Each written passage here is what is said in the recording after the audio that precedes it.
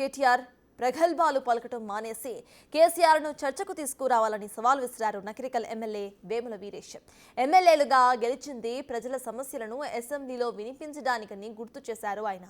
BRS నాయకులు తమ ఉనికిని కాపాడుకునేందుకు కుట్రలు పన్నుతున్నారని మండిపడ్డారు.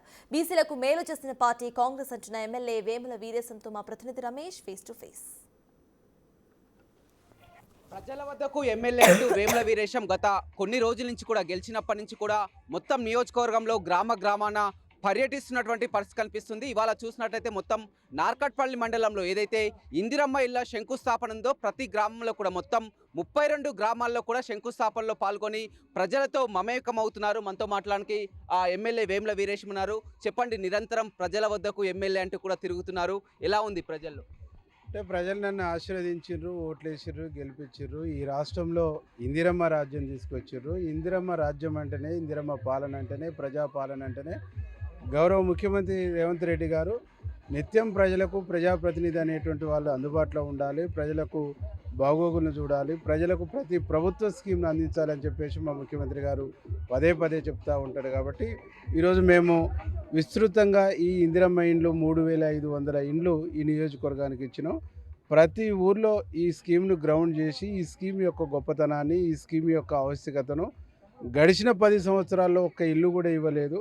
ఇందిరమ్మ రాజ్యం రాగానే, ప్రజాపాలన రాగానే ముఖ్యమంత్రి రేవంత్ రెడ్డి గారు ప్రతి పేదవాడికి ఇల్లు ఇచ్చేటువంటి కార్యక్రమం చేస్తుందని మేము వివరించదలుచుకున్నాం. దాంట్లో భాగంగానే ఈరోజు 32 గ్రామాల్లో మేము ఈ స్కీమ్ను గ్రౌండ్ చేయబోతాం. అంటే మొత్తం జిల్లాలోనే అత్యధిక మెజార్టీతో కూడా గెలవడం జరిగింది. చాలా వరకు హామీలు కూడా ఇవ్వడం జరిగింది. ఈ సంవత్సరాల కాలంలో హామీలు ఎంతవరకు నెరవేర్చారు, ఇంకా చేయాల్సినటువంటి పనులు? నారకటపల్లి మండలంలో బ్రాహ్మణ వెల్లంలని పూర్తి చేసి నీళ్ళు ఇస్తానన్నాం. ఆ ప్రక్రియ దాదాపు కంప్లీట్ చేసినాం. ఇక మాకు ఈ పక్క లింగోటం కానీ, నారకటపల్లి కానీ మిగతా చెర్లకు నీళ్లు రావడానికి నేషనల్ హైవే సంబంధించి క్రాసింగ్ కూడా ఈ మధ్యనే మేము లెటర్ పెట్టించినాం. మా మంత్రి గారు, మా ఎంపీ గారు దాన్ని పరిశీలి చేస్తారు. త్వరలో నేషనల్ హైవే క్రాసింగ్ చేసి ఈ చెర్లకు నీళ్ళు ఇచ్చే కార్యక్రమం చేస్తాం. ఆ పక్క బ్రాహ్మణ వెల్లంలో కానీ, ఔరవాని కానీ, చౌడంపల్లి అటు నీళ్ళు అందుతూ ఉన్నాయి. దాన్ని మేము ఫుల్ఫిల్ చేసినాం. నారకటపల్లి డిపోను కంప్లీట్ చేస్తాం. డిపోను రద్దయిపోయినటువంటి, క్యాన్సిల్ అయినటువంటి డిపోను పునరుద్ధరిస్తానన్నాం. నిన్నటితోనే ఆ పునరుద్ధరించే కార్యక్రమాన్ని కూడా మేము హామీ తెచ్చుకోగలిగాం. అంటే మేము ప్రజలకు ఇచ్చినటువంటి హామీలు 1 by 1 అన్నీ కూడా దాదాపు మేము కంప్లీట్ చేస్తూ ఉన్నాం. ఇక రాష్ట్ర వ్యాప్తంగా చూసినట్లయితే రాష్ట్రంలో పెద్ద ఎత్తున సవాళ్లు విసురుతున్నటువంటి పరిస్థితి కనిపిస్తుంది. దమ్ముంటే అసెంబ్లీ పెట్టాలి, చర్చకు రావాలని ఓవైపు కేటీఆర్ కానీ, హరీష్ రావు కానీ పదే సవాల్ విసురుతున్నటువంటి పరిస్థితి. ఏమంటారు?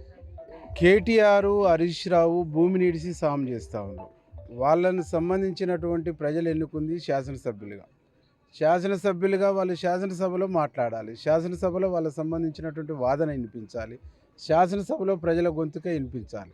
కానీ వాళ్ళు శాసనసభలో మాట్లాడకుండా, శాసనసభలో ప్రజల గొంతుక వినిపించకుండా ఈరోజు ప్రెస్ క్లబ్లలో పోయి బజార్లలోకి వచ్చేసి ఊరేగుతున్నటువంటి ఒక పరిస్థితి ఉంది. నిజంగా ప్రధాన ప్రతిపక్ష నాయకుడు బీఆర్ఎస్ పార్టీకి కేసీఆర్ అసెంబ్లీకి రాడు, ఎన్నడూ మాట్లాడాడు, ఫామ్ హౌస్ను వదిలిపెట్టాడు, ప్రజల్లోకి రాడు. వాళ్ళ కొడుకును అల్లుడిని మాత్రం బజార్లో ఇడిచి వదిలిపెట్టేసి రంకెలు వేయటము, ఛాలెంజ్లు చేయటము, సవాళ్ళు చేసేటువంటి కార్యక్రమం చేస్తాం. దీనంతా ప్రజలు గమనిస్తూ ఉంటారు. ఇవాళ మేం చెప్పుడు, ప్రజలు చెప్పుడు కాదు, ఆ పార్టీలో దయ్యాలు ఉన్నాయని చెప్పేసి వాళ్ళ స్వయాన కేసీఆర్ కూతురే చెప్తుంది. ఆ దయ్యాలే బహుశా వీళ్ళిద్దరు కావచ్చు. నేనని చెప్పేసి ఆ దయ్యాలు శైర వివాహం చేస్తున్నాయి. దీన్ని ప్రజలు నమ్మే పరిస్థితిలో, విశ్వసించే పరిస్థితి లేదు. నేను వాళ్ళిద్దరికి బహిరంగ ఛాలెంజ్ చేస్తూ ఉన్నా. మీ ప్రతిపక్ష నాయకుడు కేసీఆర్ని రమ్మనండి, మేము మా ముఖ్యమంత్రి గారిని రిక్వెస్ట్ చేసి అసెంబ్లీ పెట్టిస్తాం. కాళేశ్వరం ఎందుకు కూలిపోయింది, కాళేశ్వరం కూలిపోవడానికి కారకులు ఎవరు, కాళేశ్వరం కుంగిపోవడానికి కారణం నువ్వా కాదా, అప్పుడు నీ గవర్నమెంట్ ఉందా, మా గవర్నమెంట్ ఉందా? నీ గవర్నమెంట్ ఉన్నప్పుడే national dam safety authorization commission వచ్చేసి ఏం చెప్పింది, నింపొద్దని చెప్పింది. మేము ఫర్దర్ ఆదేశాలు ఇచ్చేంతవరకు ఆడ మీరు ఎలాంటి యాక్టివిటీ చేయొద్దని చెప్పింది. ఇది నిజమా కాదా చెప్పేసి వచ్చి అసెంబ్లీలో మాట్లాడమనండి. ఈ రాష్ట్రానికి నేను 8 లక్షల కోట్ల రూపాయల అప్పులు చేయలేదు, ఈ రాష్ట్రాన్ని అభివృద్ధి చేసినని వచ్చి చెప్పమనండి, మాకేం అభ్యంతరం లేదు. కానీ మీరు ప్రధాన ప్రతిపక్ష నాయకులు గారు, ఉపపక్ష నాయకులు కూడా మీరిద్దరు గారు. మీరు కేవలం ఎమ్మెల్యేలు మాత్రమే. ఒక ఎమ్మెల్యేలుగా మీరు మాట్లాడటం అంటేనే మీ స్థాయి లేని, మీ యొక్క పదవి లేని, పదవి లేకుంటే అధికారం లేకుంటే ఎంత గాయి గాబర్ అవుతారో మీ యొక్క ఆవేదన చూస్తేనే అర్థమవుతుంది తప్ప మీరు మాట్లాడుతున్న దాంట్లో సత్యం లేదు, మీరు మాట్లాడుతున్నటువంటి దాంట్లో వాస్తవం లేదు. ఒక రాష్ట్ర ముఖ్యమంత్రిగా, ప్రజలు ఎన్నుకున్నటువంటి ముఖ్యమంత్రిగా, ప్రజలు భారీ మెజార్టీ ఇచ్చి ఎన్నుకున్నటువంటి ముఖ్యమంత్రిగా రేవంత్ రెడ్డి గారు ఆ సీట్లో కూర్చోవటం చూస్తూ మీరు ఈర్ష్యపడుతున్నటువంటి పరిస్థితి, ఈర్ష్యాభావం మీ కళ్ళల్లో కనిపిస్తూ ఉంది. కాబట్టి మీ ఈర్ష్యాభావాన్ని, మీ అహంకారాన్ని, ఇంకా మీ అహంకారం తగ్గలేదు అని చెప్పేసి ఈ రాష్ట్ర ప్రజలు, మీ పార్టీలో ఉండే కార్యకర్తలు కూడా మీ అహంకారం తగ్గలేదని చెప్పేసి మాట్లాడుతున్నటువంటి సందర్భాలు ఉన్నాయి. కానీ మీరు శాశ్వతంగా ప్రతిపక్షంలో కూడా వచ్చే సంవత్సరంలో మిగులరేమో అని మీ యాక్టివిటీ చూస్తే మాకు అర్థమైంది. అదేవిధంగా స్థానిక సంస్థల ఎన్నికల్లో 42% రిజర్వేషన్ పెట్టు క్యాబినెట్లో ఆమోదం తెలిపింది. త్వరలో కూడా ఆర్డినెన్స్ కూడా తీసుకురాను. కానీ బీఆర్ఎస్ కానీ అదేవిధంగా బీజేపీ కానీ ఇదంతా కూడా మళ్ళీ బీసీలను కుట్ర చేసే పని జరుగుతుంది, ఇదంతా అయ్యే పని కాదని కూడా విమర్శలు చేస్తున్నారు. బీఆర్ఎస్ అంటేనే అది ఒక కుటుంబ పార్టీ, బీసీ వ్యతిరేక పార్టీ. ఒక బీసీ మంత్రిగా ఉన్నటువంటి ఈటెల రాజేందర్ను ఘోరంగా అవమానించినటువంటి పార్టీ బీఆర్ఎస్ పార్టీ. కాబట్టి వాళ్ళకు బీసీల మీద మాట్లాడే హక్కు, బీసీల మీద మాట్లాడేటువంటి రైట్ లేదు. మాది బీసీ పక్షపాతి గవర్నమెంట్. పోయిన గవర్నమెంట్లో ఎస్సీ ఎస్టీ బీసీలు ఎంతమంది ఉన్నారు, మా గవర్నమెంట్లో ఎంతమంది ఉన్నారు? దాదాపు 5గురికి అవకాశం ఇచ్చినాం ఎస్సీలకు, 3గురికి బీసీలకు అవకాశం ఇచ్చినాం. అంటే 8 మంది, అంటే 12 మందిలో ఇప్పుడు మొన్న వచ్చిన 15లో 8 మంది నిమ్న వర్గాలకు సంబంధించినటువంటి వాళ్ళు మా క్యాబినెట్లో ఉన్నారు. కాబట్టి మీ క్యాబినెట్లో 12 మంది అప్పర్ క్యాస్ట్ సంబంధించినటువంటి వాళ్ళు ఉన్నారు. కాబట్టి మీ యొక్క వర్గ స్వభావాన్ని, మీ యొక్క కుల స్వభావాన్ని 100% ఈ రాష్ట్ర ప్రజలు అర్థం చేసుకురు కాబట్టి, ఆలోచించారు కాబట్టి, ఒక కుటుంబంలో 4 పదవులు తీసుకురు అనేటువంటి ఒక ఆలోచన ప్రజలు చేసిరు కాబట్టి ఇక్కడ ప్రజాపాలన వచ్చి, ప్రజాస్వామ్యం ఏర్పడి, ప్రజాప్రభుత్వం వచ్చిన తర్వాత గౌరవ ముఖ్యమంత్రి రేవంత్ రెడ్డి గారు, ఆనాడు పిసిసి ప్రెసిడెంట్గా మా రాహుల్ గాంధీ గారు, మా మల్లికార్జున ఖర్గే గారు, మా సోనియా గాంధీ గారు ఇచ్చినటువంటి హామీలు, మేము అధికారంలోకి వస్తే ఎస్సీ కేటగరైజేషన్ చేస్తున్నాను, కట్టుబడి ఉన్నాం, చేసినాం.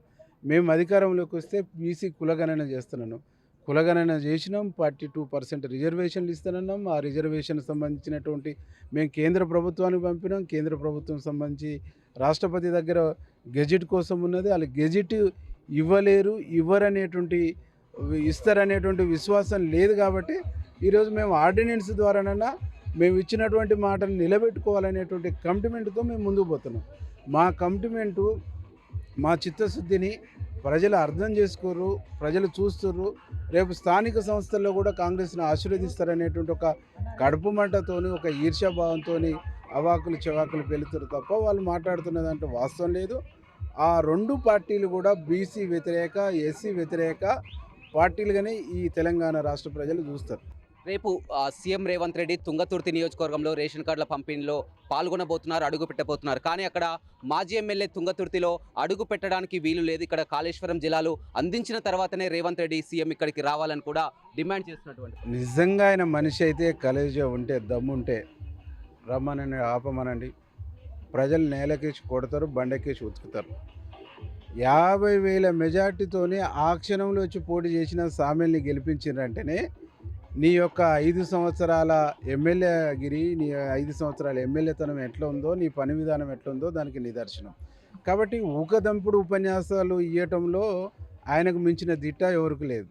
ఆయన డిగ్రీలో పిహెచ్డి చేయలేదు, మాటలల్లో, ఊకదంపుడు ఉపన్యాసాలలో, బూతులలో పిహెచ్డి చేసిండు.